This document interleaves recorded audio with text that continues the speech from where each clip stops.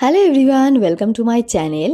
আজকে হচ্ছে আমাদের বাড়িতে কার্তিক পুজো। হ্যাঁ, একদমই তাই, ঠিকই শুনেছ, আমাদের বাড়িতে কার্তিক পুজো হচ্ছে।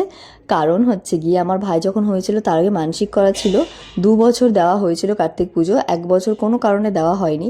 তো আমার মা ঠিক করেছে এই বছরই কার্তিক পুজোটা দেবে। 3 বছর তো দিতে হয় সেই জন্য। আর এখানে সমস্ত জোগাড় যন্ত্র করা হয়ে গেছে। আর এখানে পোলাওটা আমি করেছিলাম, আর বাকি সমস্ত ভোগের আয়োজন মা করেছিল।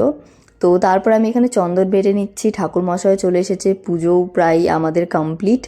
আর প্রথমে কোনো রকম ক্লিপ নেওয়া হয়নি, সমস্ত পুজো তো শেষ হয়ে গেছে।